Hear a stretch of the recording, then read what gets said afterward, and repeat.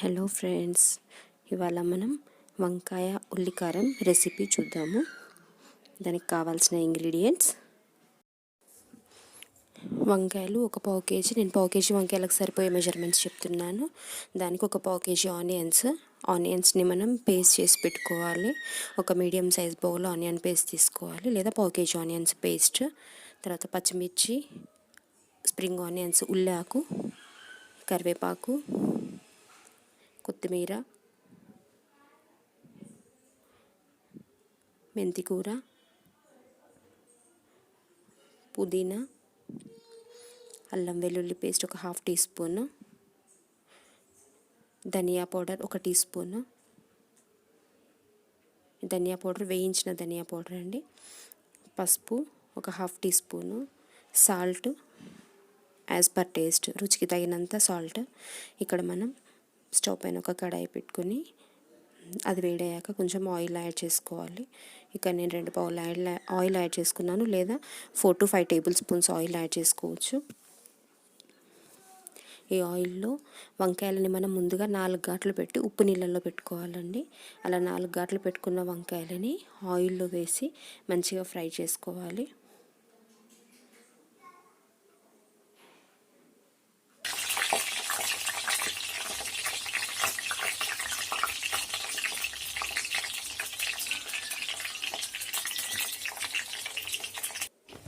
వంకాయలు నూనెలో ఒకవైపు వేగిన తర్వాత ఇంకొక వైపు తిప్పుకొని వేయించుకోవాలి. కంప్లీట్గా ఆయిల్లో కుక్ అవ్వాలి. వంకాయలు బాగా కుక్ అయ్యేలాగా చూసుకోవాలి.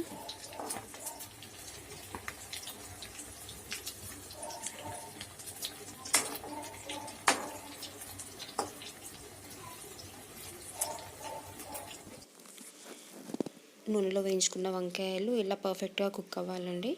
ఇలా పర్ఫెక్ట్గా కుక్ అయిన తర్వాత వంకాయలను తీసి ఒక పక్కన ప్లేట్లో పెట్టుకోవాలి.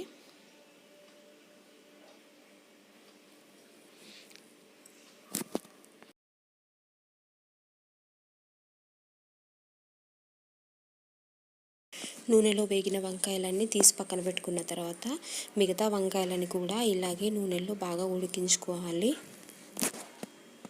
ఇప్పుడు వంకాయలు వేగించాక మిగిలిన నూనె మనకి కర్రీకి సరిపోతుందండి. తక్కువ అనిపిస్తే కొంచెం నూనె యాడ్ చేసుకోవచ్చు.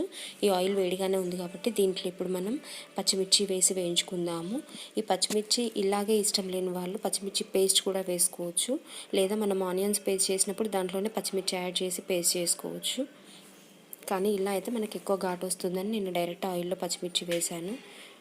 పచ్చిమిర్చి వేగిన తర్వాత మనం మెంతికూర, కరివేపాకు వేసి బాగా వేయించుకోవాలి.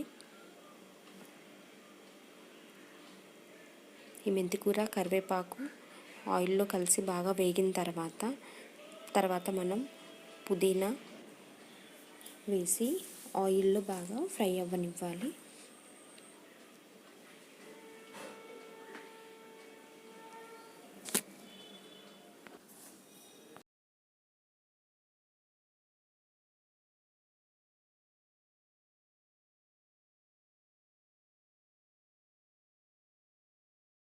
పుదీనా బాగా వేగిందండి. ఇప్పుడు మనం దీంట్లో ఉల్లాకు, స్ప్రింగ్ ఆనియన్స్ యాడ్ చేసుకుందాము. స్ప్రింగ్ ఆనియన్ కూడా ఆయిల్లో బాగా ఫ్రై అవ్వాలి.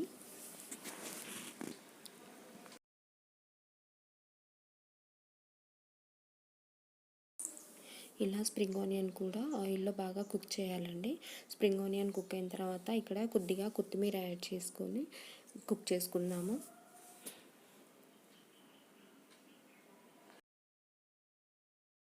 ఫస్ట్ ఆయిల్లో వేసుకున్న పచ్చిమిర్చి, పుదీనా, కరివేపాకు, ఉల్లాకు, కొత్తిమీర, మెంతికూర ఇవన్నీ బాగా వేగిన తర్వాత ఇప్పుడు మనం వీటికి ఆనియన్ పేస్ట్ని యాడ్ చేయాలి.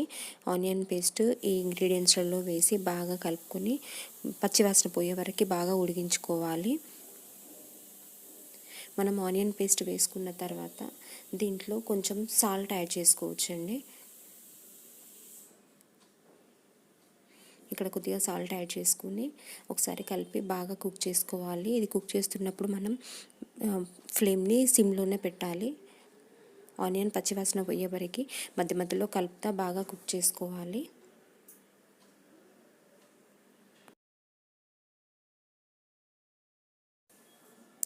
ఆనియన్ పేస్ట్ ఇలా కొంచెం కుక్ అయిన తర్వాత ఇప్పుడు దీంట్లో అల్లం వెల్లుల్లి పేస్ట్ యాడ్ చేసుకోవాలి.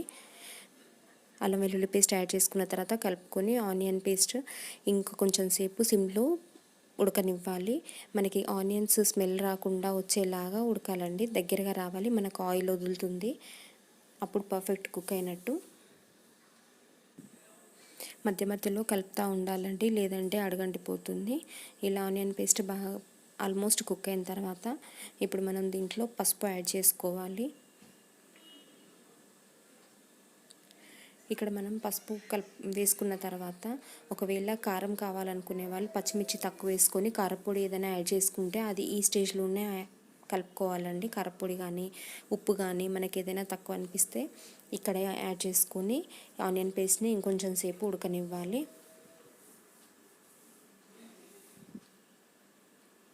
ఇలా ఫైనల్గా కుక్ అయిన తర్వాత ఇప్పుడు మనం ధనియా పౌడర్ యాడ్ చేసుకోవాలి. నేను ఇక్కడ వేయించిన ధనియాల పొడిని వాడుతున్నాను.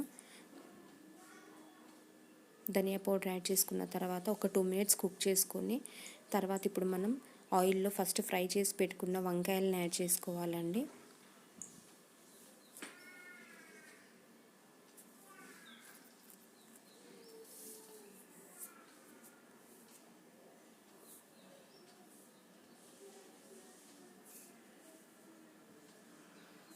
ఇలా మనం ఫస్ట్ వంకాయలని బాగా కుక్ చేసుకుంటే ఏంటంటే మనం ఇవి గ్రేవీలో వేసిన తర్వాత ఎక్కువసేపు కుక్ అవ్వవండి.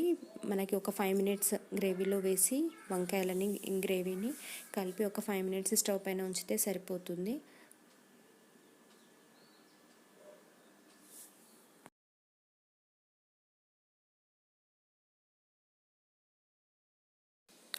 వంకాయలను గ్రేవీలో వేసిన తర్వాత ఒక 5 to 10 మినిట్స్ ఉడికిస్తే సరిపోతుందండి. ఇక్కడ మనం వంకాయలను గ్రేవీలో వేసిన తర్వాత కలుపుతున్నప్పుడు చాలా జాగ్రత్తగా కలపాలి, లేదంటే వంకాయలు అంతా విడిపోతాయి. ఇక్కడ కొద్దిగా కొత్తిమీర యాడ్ చేసుకొని మళ్ళీ ఒకసారి కలుపుకొని స్టవ్ ఆఫ్ చేసుకుంటే వంకాయ ఉల్లికారం కర్రీ రెడీ అయిపోయినట్టే అండి.